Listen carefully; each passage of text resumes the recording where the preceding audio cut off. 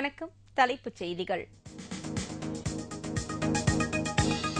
சட்டமன்ற எதிர்க்கட்சித் தலைவர் கேப்டன் விஜயகாந்த் அவையிலிருந்து 10 நாட்கள் சஸ்பெண்ட் செய்யப்பட்டதற்கு எதிர்ப்பு தெரிவித்து தேமுதிக உறுப்பினர்கள் அனைவரும் இன்று கருப்பு சட்டை அணிந்து அவை நிகழ்ச்சியில் பங்கேற்றனர். இதில் சட்டமன்ற எதிர்க்கட்சி துணைத் தலைவரும் பொது கணக்கு குழு தலைவருமான பன்ருட்டி ராமச்சந்திரன் 2011-2012 ஆண்டிற்கான 1 முதல் 5 வரையிலான 14 சட்டப்பேரவையின் அறிக்கையை தாக்கல் செய்தார்.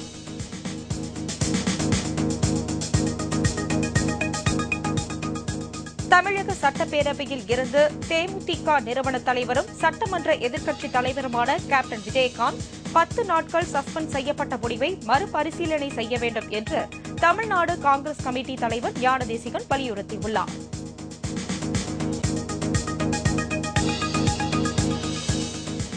மணல் குவாரி உரிமம் பெற்றுத் தருவதாக கூறி சுமார் 1 கோடி ரூபாய் மோசடி செய்த வழக்கில் கைது செய்யப்பட்ட சசிகலாவின் உறவினர் ராவணனை 15 நாள் சிறையில் அடைக்க சென்னை ஆலந்தூர் நீதிமன்றம் உத்தரவிட்டது.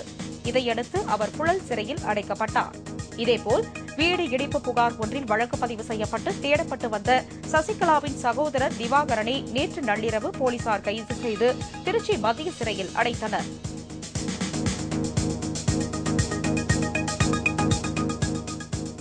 இந்திய ராணுவ தளபதியின் வயது விசாரணை குறித்த வழக்கை உச்சநீதிமன்றம் பிப்ரவரி 10ஆம் தேதிக்கு ஒத்திவைத்துள்ளது. இதனிடையே ராணுவ தளபதி VK சிங்கின் ஓய்வு வயது குறித்து டிசம்பர் 30ஆம் தேதி பிறப்பித்த உத்தரவை பாதுகாப்புத்துறை அமைச்சகம் திரும்பப் பெற முடிவு செய்துள்ளது.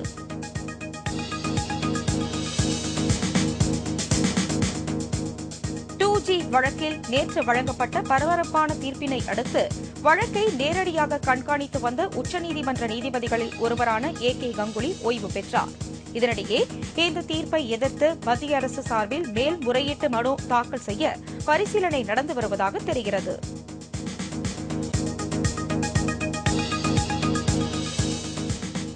தேமுதிக 2ஆம் கட்ட அமைப்பு தேர்தல் நாளை மற்றும் நாளை மறுநாள் நடைபெறுகிறது. இதில் அனைத்து ஊராட்சிக் கழகம், பேரூர் கழகம், மாநகராட்சி உள்ளிட்ட அனைத்து பகுதி கழகத்திற்கும் அமைப்பு தேர்தல் நடைபெறுகிறது.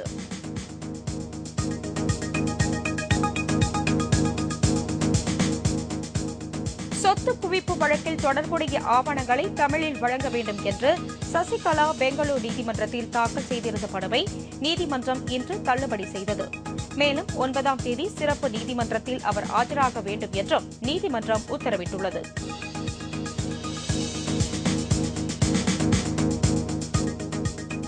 மாநில அரசிற்கு புயல் நிவாரணம் பெற்றுத் தருவதில் மத்திய உள்துறை அமைச்சர் ப. சிதம்பரம் பாரபட்சமாக செயல்படுவதாக சட்டசபையில் முதல்வர் ஜெயலலிதா குற்றம் சாட்டியுள்ளார்.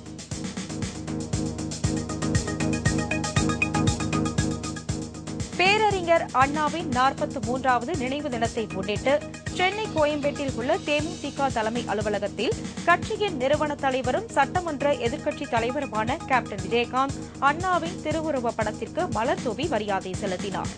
இதேபோல் தமிழக முதல்வர் ஜெயலலிதா மற்றும் தமிழக அமைச்சர்கள் ஆகியோர் பேரறிஞர் அண்ணா நினைவிடத்தில் மலர் தூவி மரியாதை செலுத்தினர்.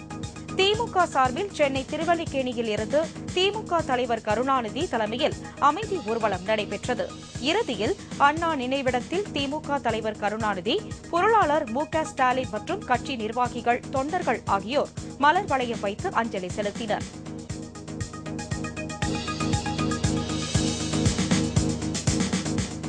அசாம் மாநிலத்தில் இன்று காலை பயணிகள் ரயில் தடம் புரண்டு விபத்துக்குள்ளானதில் 3 பேர் பலியானார்கள். 50க்கும் மேற்பட்டோர் படுகாயமடைந்து மருத்துவமனையில் அனுமதிக்கப்பட்டுள்ளனர்.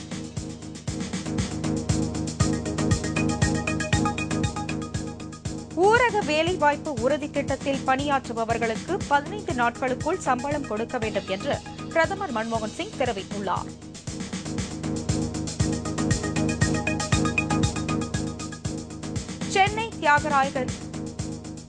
சென்னை தியாகராய நகரில் விதிமுறைகளை மீறி கட்டப்பட்ட கட்டிடங்களுக்கு சென்னை பெருநகர குழுமம் சீல் வைத்த விவகாரத்தில் வரும் 8ஆம் தேதி இறுதி தீர்ப்பு வழங்கப்பட உள்ளது.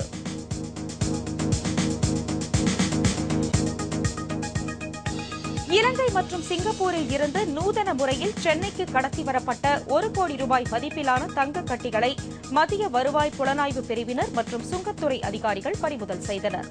இது தொடர்பாக 8 பேர் கைது செய்யப்பட்டுள்ளனர்.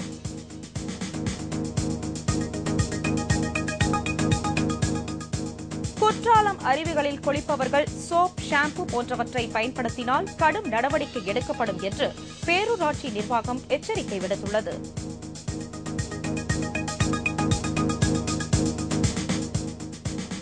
நெல்லை அருகே முன்விரோதம் காரணமாக தனது கோழிப் பண்ணையை தீ வைத்து கொளுத்திய அதிமுகவினர் மீது நடவடிக்கை எடுக்கக் கோரி தேமுதிக நகர செயலாளர் ஜான் டேவிட் பனங்குடி போலீசாரிடம் புகார் அளித்துள்ளார்.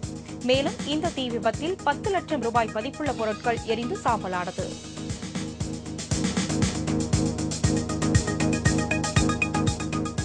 தேனி மாவட்டம் கம்பம் அருகே உள்ள சுருளி மலை வனப்பகுதியில் 12 வயதுடைய ஆண் யானை ஒன்று எதிர்பாராத விதமாக தவறி விழுந்து பலியானது.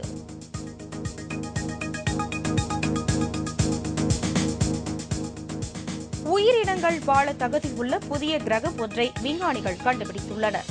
இதற்கு GG667c என்று பெயரிடப்பட்டுள்ளது. சூரியனை விட மிக குறைந்த அளவே வெப்பம் அங்கு நிலவுவதால் உயிரினங்கள் வாழ முடியும் என்று விஞ்ஞானிகள் கருதுகின்றனர்.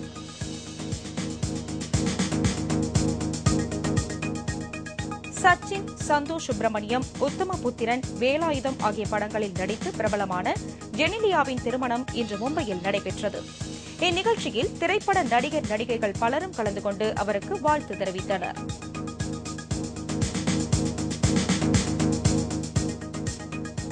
ராமநாதபுரம் மாவட்டத்திலும் அணு உலை எதிர்ப்பு வாகன பேரணியை நடத்த கூடங்குளம் போராட்டக் குழு முடிவு செய்துள்ளது.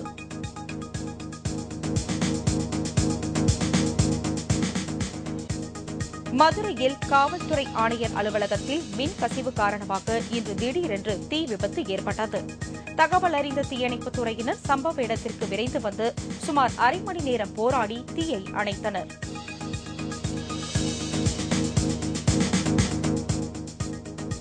சென்னை அம்பத்தூர் 7வது மண்டலத்தில் பணிபுரிந்து வரும் சுமார் 200க்கும் மேற்பட்ட துப்புரவு தொழிலாளர்கள் இன்று ஆர்ப்பாட்டத்தில் ஈடுபட்டனர். அப்போது சீருடை வழங்கப்படாததை கண்டித்தும் தாமதமாக ஊதியம் வழங்குவதை கண்டித்தும் கோஷங்களை எழுப்பினார்கள்.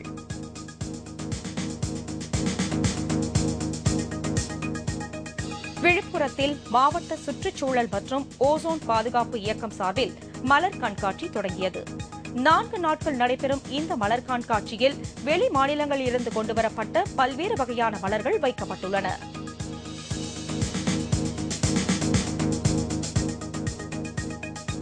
ஆஸ்திரேலியாவில் ஏற்பட்டுள்ள வெள்ளப்பெருக்கில் சிக்கி தவித்து வந்த ஆயிரக்கணக்கான மக்களை மீட்புப் படையினர் பத்திரமாக மீட்டனர். மேலும் அங்குள்ள சுரங்கங்களிலும் விவசாய நிலங்களிலும் வெள்ளம் சூழ்ந்துள்ளதால் அந்நாட்டு மக்கள் பெரும் அவதிக்குள்ளாகியுள்ளனர்.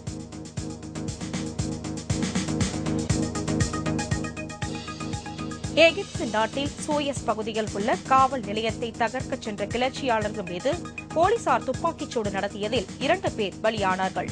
பலர் படுகாயமடைந்தனர்.